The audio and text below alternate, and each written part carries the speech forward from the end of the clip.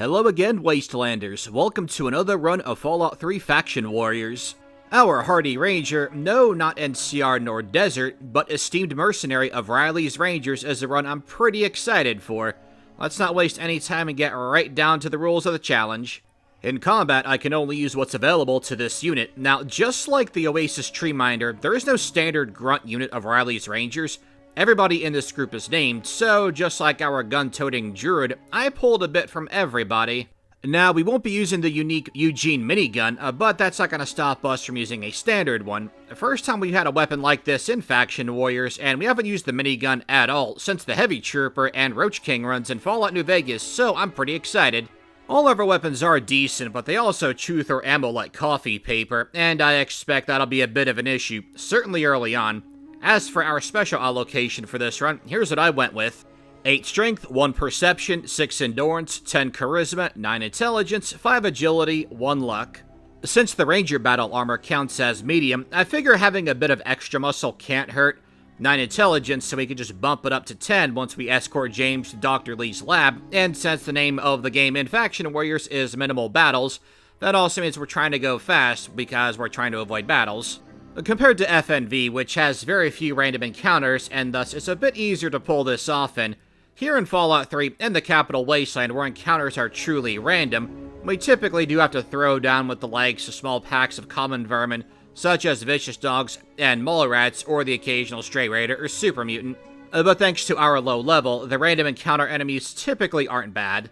Now, we make 2 very important pit stops for the beginning of each of these Fallout 3 Faction Warriors runs.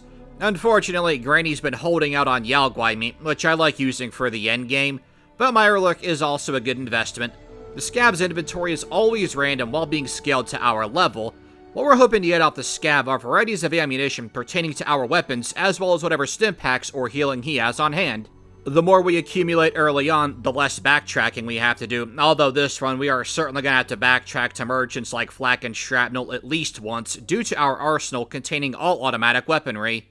Would love a combat knife or even a leaded pipe, but no such luck this run. Also making a quick stop over here to this crashed boat, hoping that with the key we can unlock the footlocker and get a stealth play, but no such luck this time. I guess that's why our luck's won.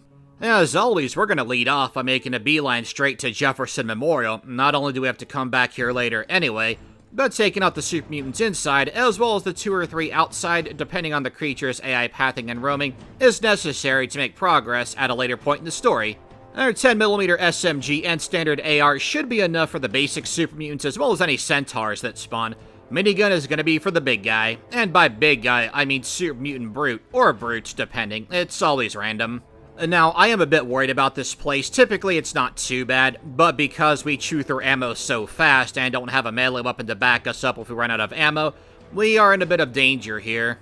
And I mean, yeah, we could just leave, go get ammo, and then come back, but that's gonna waste a fair bit of time here. And as mentioned before, it's mandatory to take all of these guys out, so this is a battle that's always required. The other thing I'm worried about as far as having to go back and get more supplies goes is that we aren't exactly rich. I mean, it's the start of the game, of course we're not. And while individual bullets don't tend to be expensive, we gotta buy them in bulk, and that'll add up very fast. What we really want to see drop are the hunting rifles, and our repair skill isn't great, but they do sell for a decent amount individually. And if we encounter a brute, hopefully he has an AR we can sell the spare AR while keeping the 5.56 ammunition. Now, here in the Rotunda, as we take out the first super mutant, turns out there's a brute inside, and unfortunately for us, he has a sledgehammer, so no such luck with that ammo. As we take him down, we'll snag that frag grenade. Sledgehammers don't sell for a whole lot, and they weigh a lot, so no thanks. And making our way to the lower level here, as we take out this super mutant, I'm so used to the character-based challenges that I keep forgetting I can flip on my pit boy. We'll go into VATS mode, deal decent damage. I figure with our ammo as low as it is, better safe than sorry, even if VATS does waste a bit of time. With the paramutants, time to bust out that minigun. The brute goes down real fast, and gotta say, glad that we got this weapon, because we'd be pretty screwed otherwise. Once we clean house here, we can go ahead, fast travel back to Megaton. We will buy a bit of ammo from Moira Brown, hopefully, because she never seems to have the ammo I need in my runs. We make our way to Smith Casey's garage, and then it's time to make our way north to Lamplight Caverns, the last of the fast travel points we're going to need for this run. As we travel, little update. If you've been following the community page of my channel, you know what's up. For those who haven't seen the latest update, basically my old headphones died, and I didn't want to record without them because it's easier for me to hear the sound quality. I'm hard of hearing, and while my speakers are pretty alright, I just find it easier to record while I'm wearing headphones. Gotta say too, these new ones are fun. I've never used wireless headphones before. I have them connected anyway for this recording session, but it is pretty fun to wear them while I'm cooking or if I need to leave the room for something. They're also very comfortable on my ears. But yeah, updates should be more frequent again, although peak season's taking effect soon where I work, so I'll have to do some serious crunch time on getting a backlog ready. And hey, look at that, perfect timing. Time to fast travel over to Smith Casey's garage, enter Vault 122, and it's time for our obligatory mention of Tranquility Lane. In a series where we're trying to go fast and avoid battles, obviously every time we're going to do the failsafe. One thing I really like about that is that once that you know what the failsafe is, you can just enter it any subsequent playthrough that you do. I don't know about you, but I'm not a fan of games that make you relearn stuff like this every single time, even though, you know, it just feels like busy work at the end of the day. It's also very faithful to OG Fallout. With James in tow, we can skip and go straight to the Enclave invasion of J-Mem. We, of course, grab the intelligence bobblehead from Dr. Lee's lab to top off our int special at 10, so we're getting an absolute abundance of skill points for level up. While we mow down the Enclave goons, for those of you who are new, just know that we need to have a couple of skills at specific levels, and we'll need those at minimum by the time we hit up Little Lamplight. 50 Science will allow us to bypass Murder Pass. 50 Lockpick, while useful inside of Old 87, will help us with obtaining something important inside of Raven Rock. And we'll need Child at Heart to guarantee entry into Lamplight. Child at Heart also lets us trade with Knick-Knack, one of the vendors inside of Lamplight, if we had access to a laser rifle. As per my challenge rules, where you can use any variant of a weapon available to us. We can also track down Billy, and use that Child at Heart perk to get access to his unique laser rifle for free.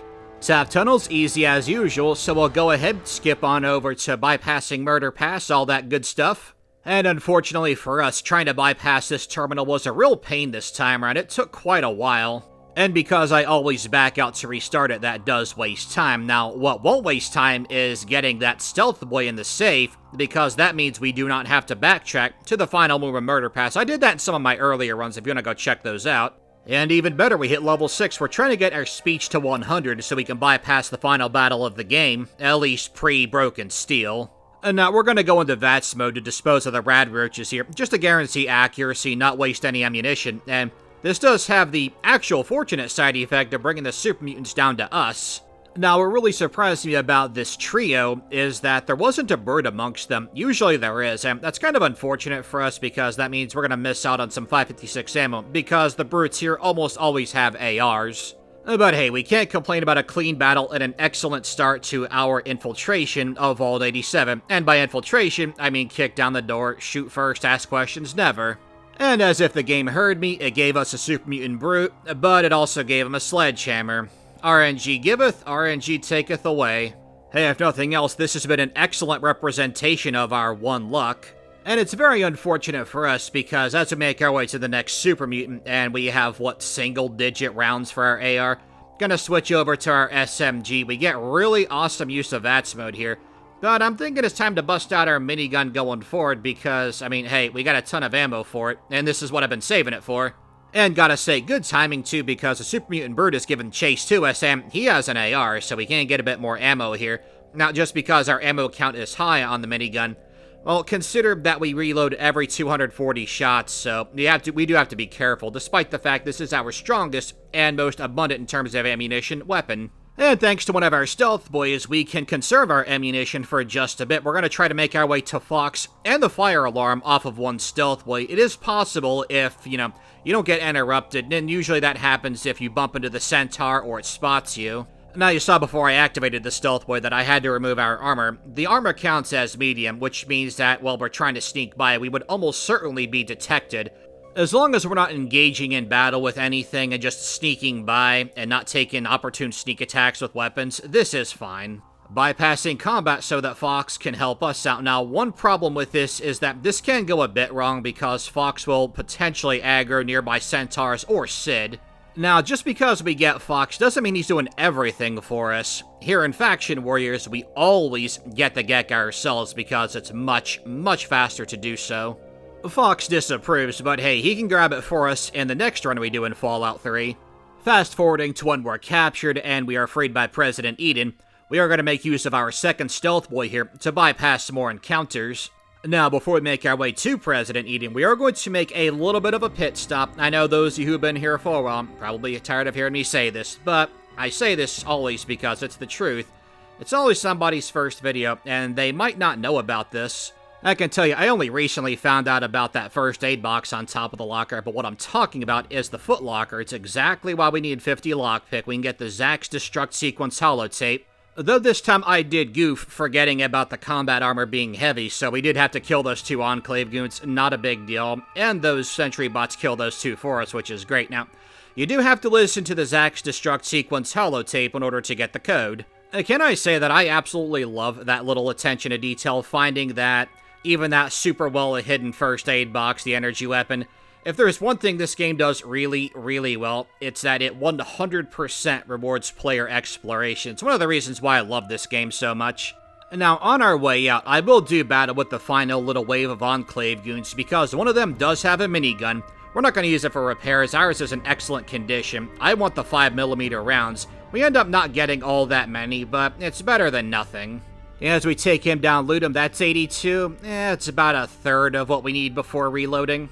Okay, we're all done here. Let's go outside, grab Fox, and we'll cut straight ahead to J-Mem for the final time. I always skip over Liberty Prime because it doesn't add anything to the run.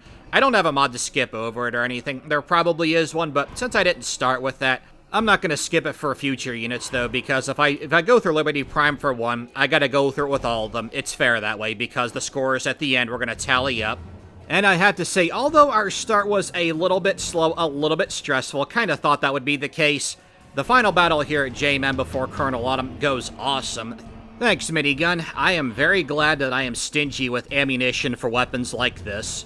With Charisma and Speech maxed out, we can bypass Colonel Autumn. Now, just know that I did start outside of Vault 101, and I will be subtracting that from our total time here. Gonna upload that screenshot here in editing, good old meta commentary, right about now.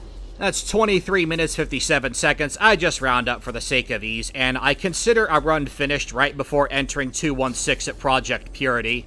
Alright, we'll go ahead and check our in-game time there, punch in the code, and we're done. I hope you guys enjoyed that run. We have one more Fallout 3 Faction Warriors coming by, and that's going to be as the Brotherhood Outcast. You can also see our final times here on screen.